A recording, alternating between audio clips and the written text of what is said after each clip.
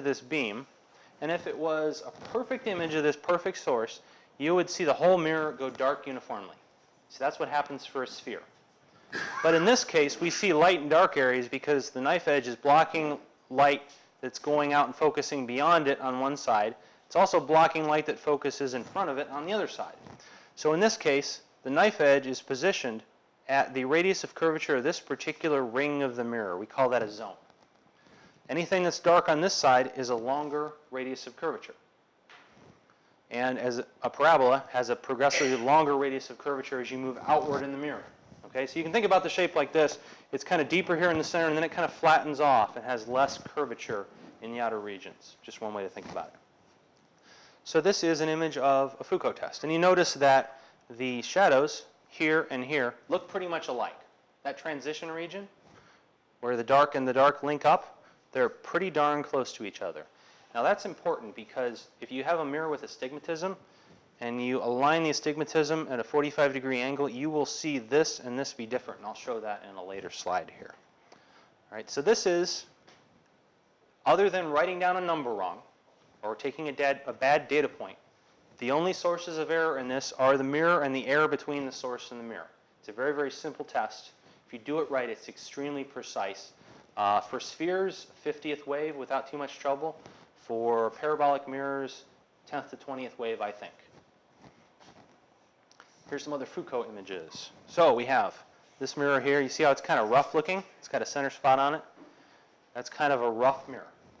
And optically, you know, that's probably on the order of a 20th wave of optical roughness or less. Not very much, but it can affect the images, the overall contrast of the image. Here's another view of it. We see sort of ring patterns. That could be from leaving a pitch lap sitting on that mirror for too long. It actually etches the glass and eats away a little bit of it due to the chemical action. So this roughness is not good. It's not going to kill your images, but it's not great. We also notice that there's a bright, sort of a bright ring around this side of the mirror. It's not perfect here. And there's not one here. That's an indication of a rolled edge. And by edge, I mean the outer 1/8 of an inch or 1/16 of an inch of the mirror. Not necessarily the outer half inch of the mirror. Now, here's this difference I saw. You can all see the difference there. So that is a mirror with astigmatism that is rotated roughly 45 degrees to the knife edge. Now, does anybody know what happens if you have your astigmatism here? Anybody? You won't see it.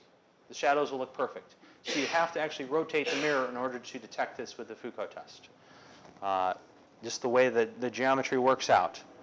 This last one was a commercial mirror that was incredibly zony. I think it was about a 6-inch mirror, but you can see it looks like a record here, and it has a rolled edge. It's a lower quality photo from a while back. And this is one of my sharper examples of extreme roughness on an optical surface. So we've got a turned edge from no diffraction ring, and we've got, it looked like somebody figured this thing with sandpaper. I couldn't believe it. And I had to refigure it and smooth it out a lot. And now it's a great mirror. Then we have, this is with the knife edge swung all the way through the beam. So what we're doing is we're blocking the light that's coming back from the actual image of the mirror, if you will. And we're seeing what's being scattered by the coating itself, because it still makes its way off to the side of the knife edge and into my little viewing telescope. So this is a mirror with coating problems. You can actually see a horizontal strip here where something weird had happened. We don't know what it was. Then we move on into what's called the Ritchie-Common test. I talked about it a little bit before. When you have a spherical mirror and you have a flat and you have a source, you want to test the flat. This is what it looks like. Here is the side of my reference sphere sitting on a stand. And this is, I think, our 5.5-inch, what size is it, Bob? Our 30-inch secondary? Just, yeah, it's a little bit than that. Okay, something like that. Sitting at a 45-degree angle. And you can see the Foucault shadows here. So we have dark here and dark here. So there's a little bit of difference in the radius of curvature of whatever is coming back from this. And this is being caused by a little central hole on that flat. Now with Ritchie-Common, you can get down to extreme precision. If you have a 50th wave sphere, you can almost achieve that on a flat if you take the time to do it. So one thing that I want to get across is when you have this ability, you should improve your own test optics and whatever's in your own shop to improve your precision and to check yourself. And that's one thing I try to do quite a bit to make sure I'm not full of it when I talk about these things and talk about precisions. If I say something is a 10th wave flat, I want it to be truly that, not just a guess. And the sphere, again, can be made with simple Foucault testing, or if you have a really good interferometer with a really nice low error setup, you can make a very good sphere with that as well, but I still prefer to look at it with a knife edge. So we talked about already most of this. The spheres, you can make a 50th wave sphere better just with a knife edge test with a $20 tester, literally, and some experience. The autocollimation test, it depends on how good your flat is, because you're bouncing it off the flat as well as the primary mirror. So the thing is, these two methods used with the knife edge can significantly exceed the accuracy, or I should say, may have less error than the accuracy of a very good interferometer by a significant amount. Most interferometers are maybe certified to a 10th wave, maybe a 20th if you're really lucky. And that's the tightest tolerance you can quote for a part made with that. If we have non-null tests, like I was talking about using Foucault to test a parabola, then the result really depends on the experience of the operator, and that would be me. And in practicing a lot, I think you can get highly repeatable results down to a 10th or a 20th wave with Foucault, if you check the figure of revolution of the mirror, make sure it doesn't have astigmatism by some other means.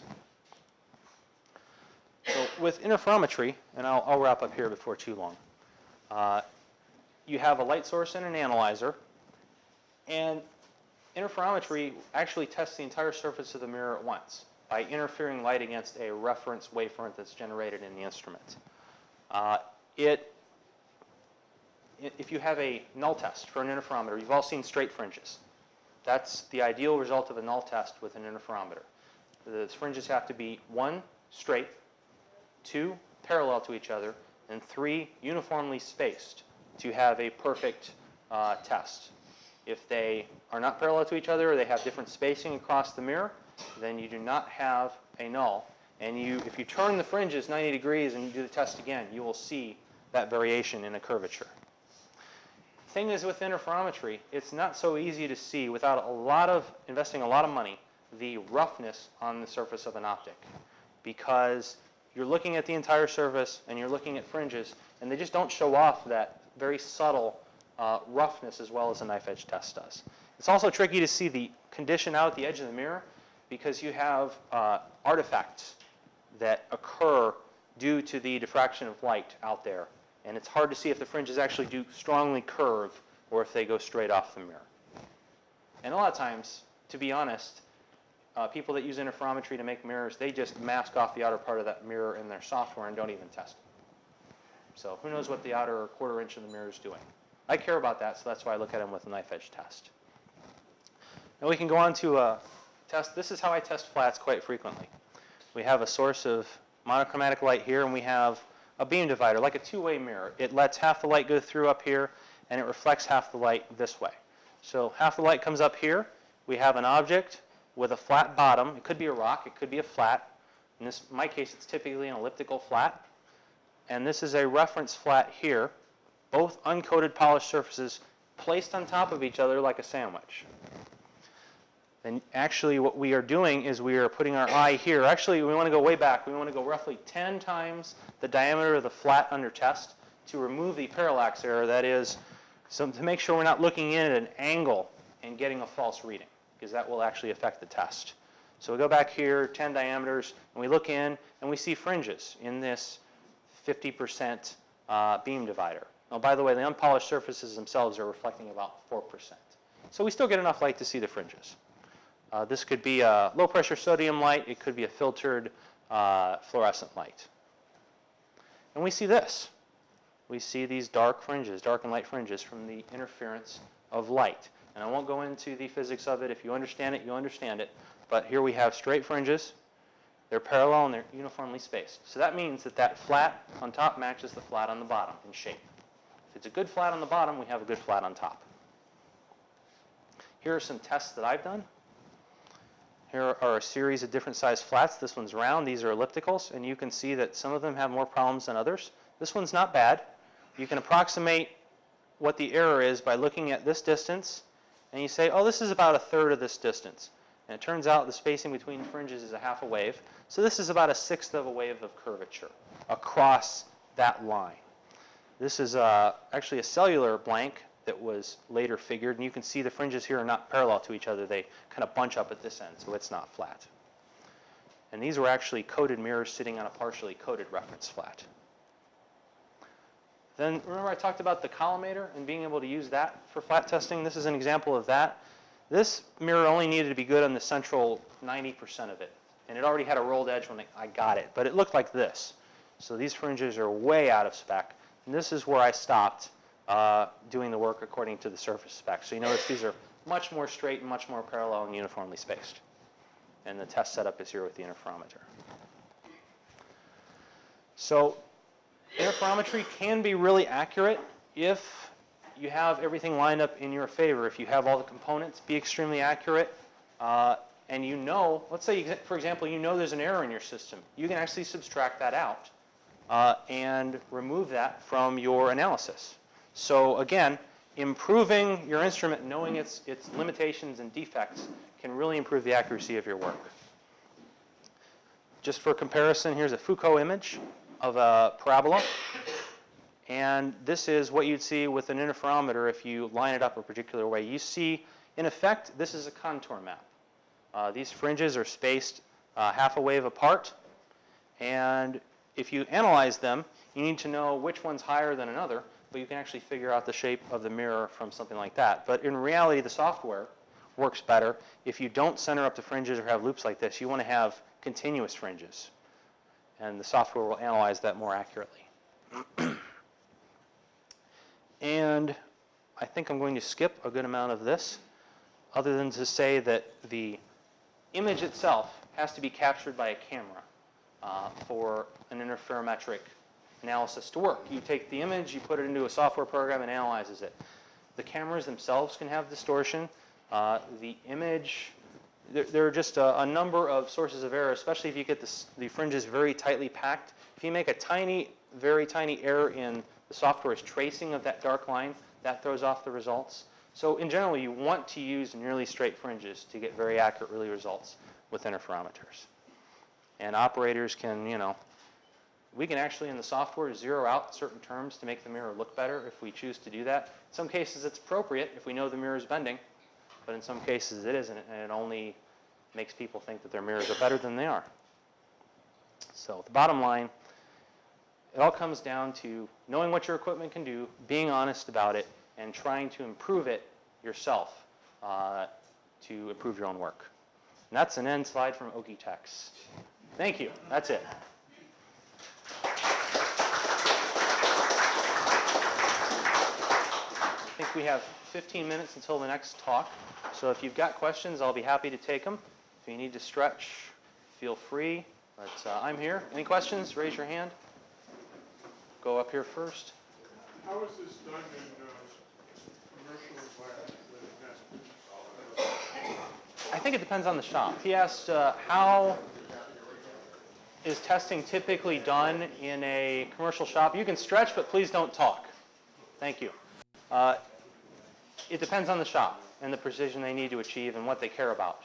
I know that a lot of people use interferometry, but I suspect that a lot may not use anything. They may use a Ronchi grating and hold it up and say, that's good enough, depending on where it's coming out of. Next, you had a question? I was interested in the use of materials other than glass, ceramics, composites, anything of that sort. There's been a huge advance in synthetic materials these days, and I just wondered if that's trickled over into optics. I don't know about really recent things, but the most famous examples are fused quartz. Was developed back in the 30s, 40s, 50s for telescope mirrors because it has 6 times less thermal expansion than Pyrex does. And also the ceramics, Zero-Dur, Cital, Cervit, are some sort of hybrid between ceramic and glass. Those all have almost zero expansion and make excellent substrates, but they're very expensive. So other than that, I don't know what other materials really have trickled in recently. How difficult for you is the Foucault test to use as you make very fast optics? Is it? I mean, I've done Foucault testing, but typically on F6, F7, F8 mirrors and stuff.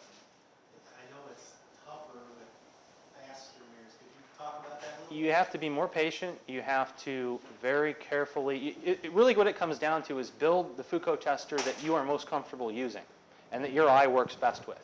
You know, I don't cut my Foucault masks the same way that, you know, the computer says I should cut them. I cut them so that I can read the zones most accurately. You know, I look at, okay, it's about this wide, I'm going to make the outer zone this wide. On a mirror like 20 inches, how many zones would you use? It depends on the focal ratio. I'd say somewhere between 8, 10, 12, something like that. Just depends. It's all about learning what you can do most accurately with your visual system.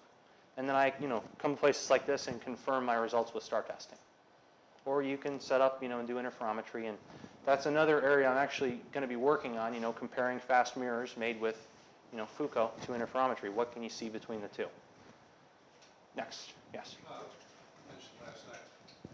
Talk a little bit about the Hubble screw-up. The Hubble screw-up. Yep. Well, the Hubble screw-up was, we have this mirror that's highly aspheric, meaning it's way, way, way, way, way far from a sphere. So if you want to look at it with an interferometer, the fringes do, you know, crazy things, and you can hardly see and analyze it. So they have this thing called a corrector that takes those messed up fringes and supposedly makes them straight. Okay? All works great if your corrector is perfect and is assembled perfectly and is in the right spot spacing-wise between the test point and the mirror. As it turns out, what they did with Hubble, what Perk and Elmer did, was they put the corrector together wrong. They spaced something wrong within the mirror's lenses. I forget what all was in it. And so they created the wrong hyperbola. So it was a stupid mistake in a corrector that wasn't, the key is here, they didn't check it against anything else. They said, oh, it's done, it's perfect. Send it to space. And then we all know what happened. So it's good to validate your results against something else, if you can. Other questions?